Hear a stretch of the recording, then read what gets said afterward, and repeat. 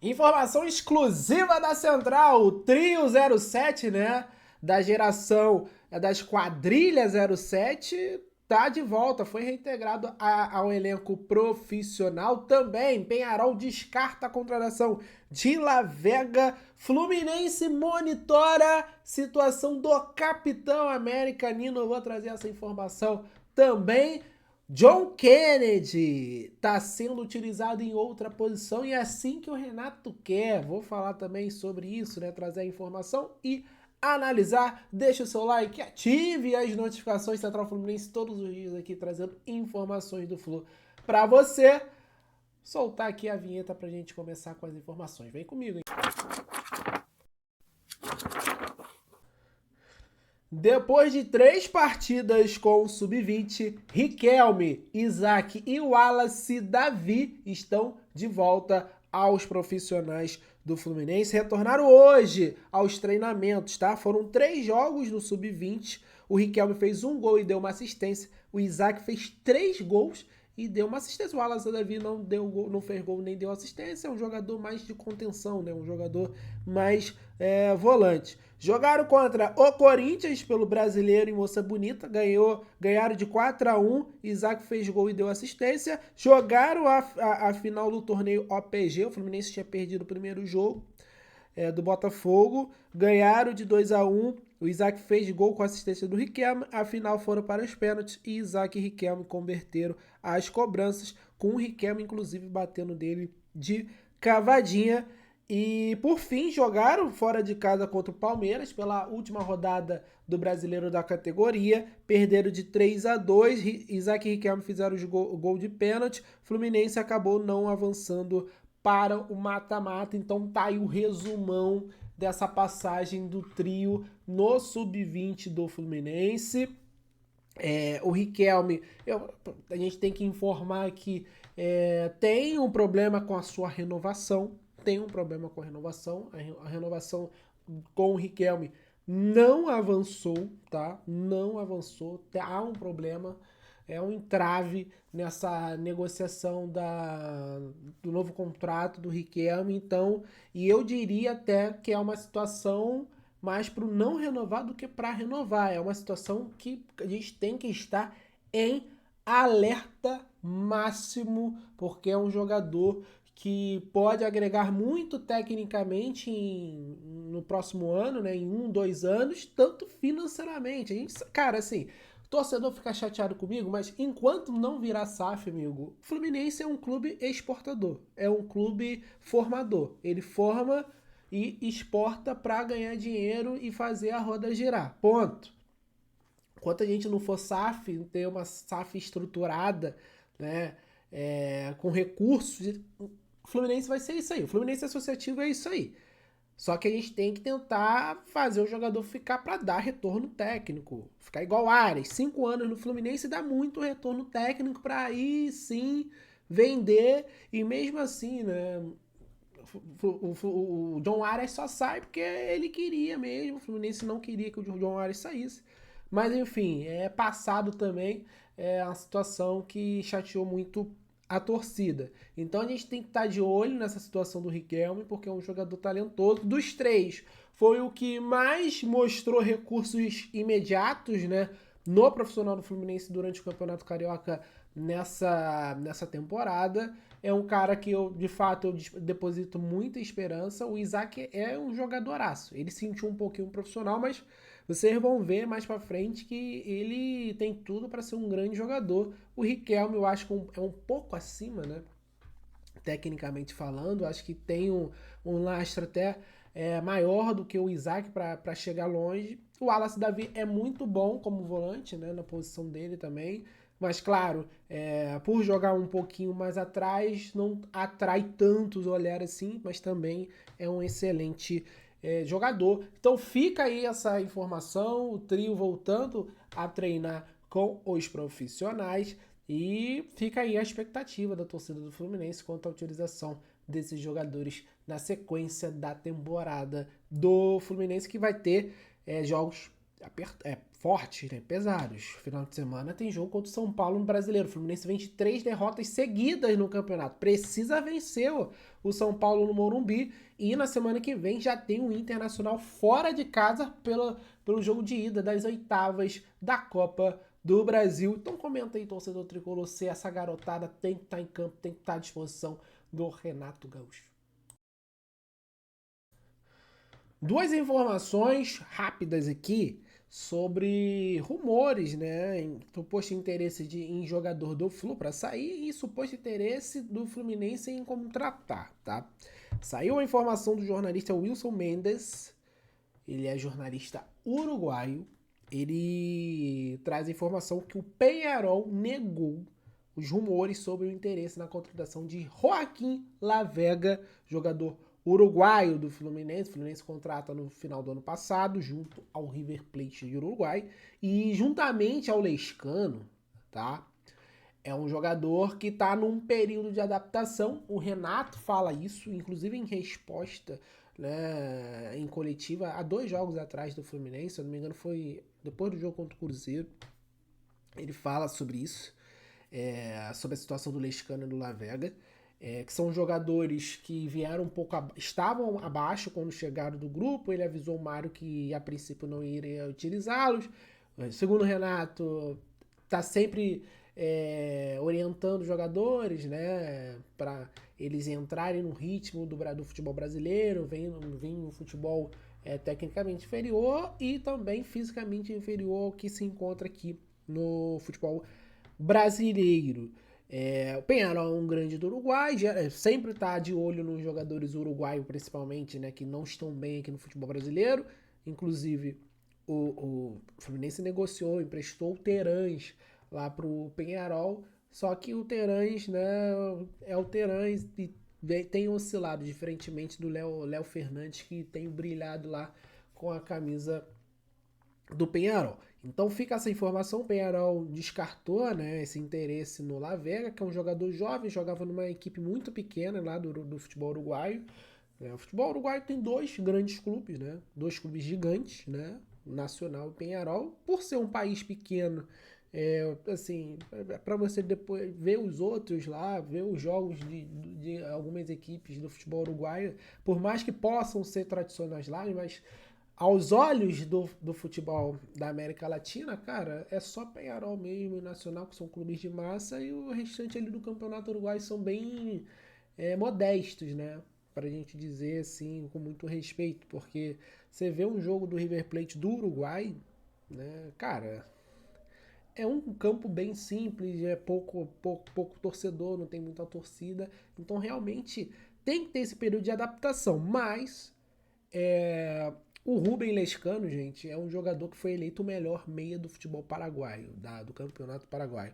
Ah, Daniel, mas o Campeonato Paraguaio não é um grande parâmetro. Concordo. Tem ali o Cerro, tem o Olímpia, clubes grandes, tem o Libertad, que nos últimos anos tem sido o principal time do Paraguai, né? Sempre tem sido a terceira força há algum tempo. O Fluminense, inclusive, foi eliminado em 2011 pelo Libertad numa Libertadores. Só que eu acho que a gente está precisando de um meia. Muito se fala, vamos contratar um meia. O meia já está aí, o Lescano. Tem alguns jogadores do Fluminense, na minha visão, que estão entrando pelo nome. Tem jogadores que estão jogando ali por já estarem no grupo, serem nomes conhecidos, mas já não conseguem agregar. Né? Já canso de citar o caso do Keno, claramente em decadência, depende muito do físico e ele não tem mais o físico. Você vê que no contra um do Keno, tirando o jogo do Ulsan, que realmente ele entrou bem e fez a diferença, o restante dos outros jogos, o Keno não conseguiu dar a resposta que o torcedor queria entrando no segundo tempo e principalmente sendo titular. O Keno não tem mais condições de ser titular do Fluminense. Né? Foi ali em 2023, muito bem, inclusive participando muito bem do título da Libertadores, né? Do Campeonato Carioca também, mas não tem mais essa condição. Né? Paulo Baia estava jogando, o Ganso fisicamente dá para perceber que está muito abaixo também, entrou contra o Palmeiras e entra num ritmo diferente. Cara, então o Lescano, por mais que esteja num período de adaptação, precisa jogar, cara. Lavega também precisa jogar, ser um fator novo, né? Dar esse experimento de jogo para ver como que o jogador vai reagir. Beleza, adaptação, mas os caras estão desde o início do ano. Eles não chegaram ontem, não chegaram mês passado.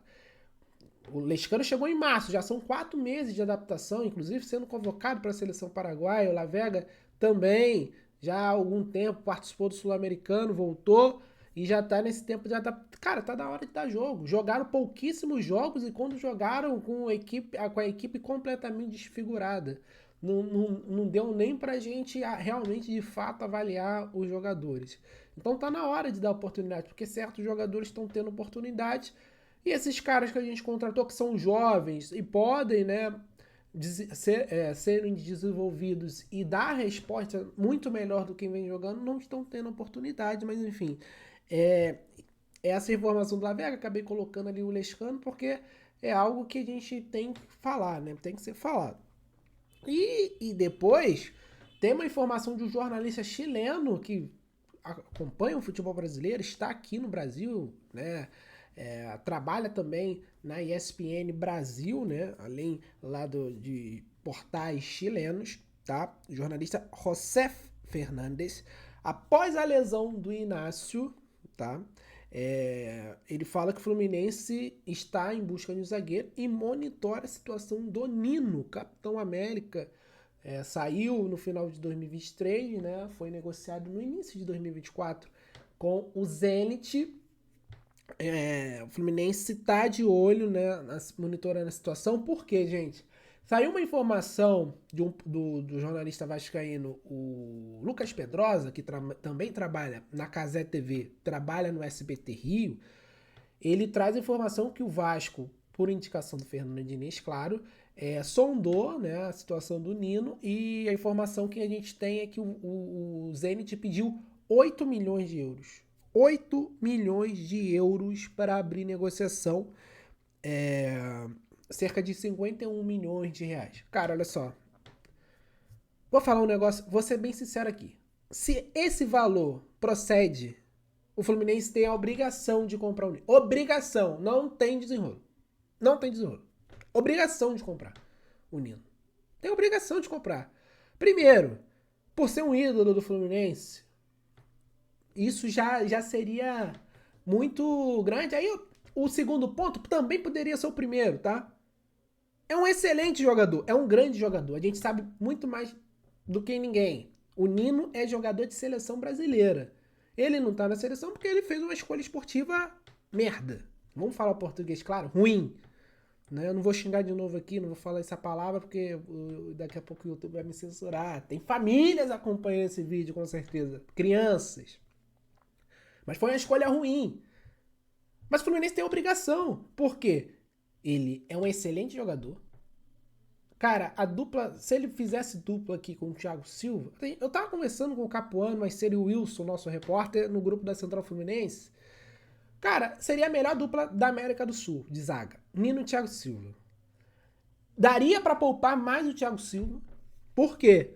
O Nino, uma das características excelentes desse jogador, além de ser um grande zagueiro, um grande líder, se tornou um grande zagueiro, um grande líder aqui no Fluminense, ele tinha capacidade de aumentar o nível de técnico do seu parceiro de zaga. Lembra que quem era o parceiro de zaga do Lucas Claro lá na pandemia, que ele se destacava muito, nunca foi um jogador de destaque em lugar nenhum?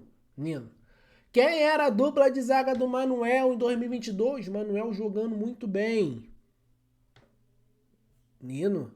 David Braz lá em 2021 também, termina 2021 como titular do Fluminense. Eu até pulei um ano, mas enfim. 2021, quem termina na zaga do Fluminense jogando, titular, era David Braz. Quem era o parceiro do David Braz? Então, assim, ainda pensando estrategicamente em elenco, o Fluminense só teria a ganhar. O Nino ainda é jovem, é um líder, jogador pronto e resolve qualquer problema defensivo. Inclusive, era um dos pilares do time campeão da Libertadores, né? Bicampeão carioca, enfim. Cara, a gente só teria a ganhar. Então, cara, se esse valor procede pelo Nino, o Fluminense tem a obrigação de comprar porque tem esse dinheiro. Tem 50 milhões para dar no Nino, sim. O Fluminense vendeu 2 jogadores preciosos, Cauã Elias e John Arias, e teve o dinheiro da Copa do Mundo. Obrigação. Eu não sou nem daqui de chegar, o clube tem a obrigação de fazer isso. Vocês que acompanham nossos vídeos aqui, sabem que eu tô aqui mais para falar, trazer notícia, trazer informações, mas isso aqui eu tive que parar para falar, tá? A situação do Lavega, do Lescano e essa informação do Nino. Obrigação, se esse valor, se o pedido proceder, o Fluminense ir lá e pagar o Nino. E aí, se o Fluminense for lá, quiser pagar ele, quiser ir pro outro lado, é outra história. E aí, enfim, corre o risco dele perder até a idolatria. O segundo Nino, ele veria, né, o sol raiar em Laranjeiras novamente. Então, pode ser essa oportunidade. Se o Zenit está aceitando abrir negócio, é porque tem possibilidade do Nino sair. Mas fica essa informação, quero que você fale sobre as duas, torcedor tricolor, tanto a situação do Lavega Lescano, tanto a situação do Nino. Da Copa Sul-Americana, o Fluminense está classificado, já sabe o seu adversário, porque eu trouxe aqui há 2 dias, o América de Cali eliminou o Bahia na terça-feira. E o Atlético Mineiro garantiu a sua classificação sofrida ontem e a gente tem, né, os chaveamentos completos, né? Eu vou colocar o emparelhamento agora, porque Fluminense e Atlético Mineiro são os únicos brasileiros que restaram nessa competição e só podem se enfrentar numa eventual final, né? Importante lembrar, no passado o Fluminense foi eliminado da Libertadores pelo Atlético Mineiro, que viria a ser o vice-campeão, perdendo para o Botafogo daquela forma vergonhosa em Buenos Aires, tá? E aí, pessoal, tá aí o emparelhamento e é importante fazer alguns esclarecimentos, tá? Apenas 3 times decidiriam em casa no mata-mata contra o Fluminense. Então o Fluminense só jogaria fora na Sul-Americana, exceto a final, por ser final única, contra o Universidade Católica do Equador, o Mushuc Runa do Equador e também o Huracan. Exceto essas equipes, o Fluminense decide sempre em casa. Então, só um confronto de semifinal contra a Universidade Católica do Equador, o Fluminense decidiria fora de casa. Isso é fundamental porque a gente sabe a força do Maracanã em noite de Copa em jogos decisivos, tá? Então, dito isso, explicando isso, vamos seguindo aqui. Então, ficou definido Alianza Lima e Universidade Católica, Universidade de Chile e Independiente, jogaço, confronto de times grandes, né? Central Córdoba e Lanús, equipes argentinas e, assim, vamos falar aqui, né? Muitas equipes argentinas, né, gente? Independiente, Central Córdoba, Lanús, o Huracan e o Godoy Cruz, 5 times argentinos. O Brasil geralmente domina as competições sul-americanas em quantidade, só que nesse mata-mata da Sul-Americana tá bem diferente, né? Central Córdoba e Lanús, que será o chaveamento que vai cruzar com o chaveamento entre Fluminense e América de Cali, né? As equipes que estão abaixo vão decidir em casa. Do outro lado, Bolívar e Cienciano, Atlético Mineiro e Godoy Cruz, Independiente del Valle e Mushuc Runa do Equador, né? A gente tem mais equipes equatorianas do que brasileiras, tá? E o Once Caldas e o Huracan, tá? Então, assim, a gente tem esse caminho aqui da esquerda pra gente enfrentar, pra gente cruzar aí. É completamente possível o Fluminense chegar nessa final. Inclusive, se a gente falar, né, por mais que o Fluminense esteja num momento ruim hoje, cara, o Fluminense do lado esquerdo é o grande favorito a chegar na final, né? O Atlético Mineiro quase caiu lá do outro lado, né? Mas junto com o Del Valle é um dos grandes favoritos também para chegar à final do lado direito. Se vai chegar, não sabemos, mas desculpa, não tem nenhuma equipe no papel, né? E nem futebol jogado. Claro, as 3 derrotas ficam muito na nossa cabeça, mas a gente não tem um timaço aqui para encarar o Fluminense né, e passar. Podem passar, né? Qualquer equipe pode passar do Fluminense, mas são equipes acessíveis, é isso que eu quero dizer. Então, mas temos times grandes, né? A gente tem a Universidade de Chile, que está voltando a disputar competição internacional, o Independiente, que é um clube que quando chega é para ser campeão, sempre chega na final, é campeão, né? Tem o Lanús, que já foi campeão da Sul-Americana, para quem não lembra, em 2013 contra a Ponte Preta. O Independiente, se eu não me engano, tem 2 títulos de Sul-Americana, um em 2010 contra o Goiás e o outro em 2017 sobre o Flamengo, né? Esse aqui a gente lembra muito bem, foi em pleno Maracanã. O Alianza Lima a gente enfrentou na temporada passada na Libertadores. A Universidade Católica a gente já eliminou em Sul-Americana em 2017, nas oitavas de final. Então, assim, tem muitas possibilidades aqui, mas eu acho que o Fluminense é sim um dos favoritos a chegar à competição, nesse mata-mata, nas oitavas e, de fato, ser campeão. Eu quero a sua opinião, torcedor tricolor, sobre o Fluminense na Sul-Americana. Informação do Globo Esporte: Renato Gaúcho estuda usar John Kennedy como segundo atacante, que é mais um centroavante no Fluminense. É uma informação importante, porque a gente imaginava um John Kennedy vindo para ser um centroavante, um camisa 9, e aparentemente o Renato tem outra ideia para o jogador, tem colocado ele no segundo tempo para ser um segundo atacante. Aconteceu isso no último jogo contra o Palmeiras, ele entra com o Everaldo. Contra o Flamengo, é verdade, ele entra como centroavante e consegue fazer isso bem também. A gente conhece muito bem o John Kennedy. Mas o seu destaque inicial lá no Pachuca foi jogando ao lado do Salomão Rondão, atacante venezuelano, centroavantão, e ele estava indo muito bem. O John Kennedy tem essa capacidade. Então o Renato tem essa ideia de utilizá-lo como segundo atacante e até fazer uma variação de jogo. A gente sabe que o Fluminense está no mercado, está monitorando alguns nomes, alguns jogadores do meio para frente. O que ficou mais evidente foi o Marino Inestrosa, porque saiu da boca do presidente isso. E tem olhado também outras posições, né? O Fluminense está em busca de zagueiro, como eu informei esse monitoramento no Nino. O Fluminense tenta a contratação de outro ponta para suprir a saída do Ares. Então a gente pode ter muitas novidades ainda até o final do ano na equipe do Fluminense.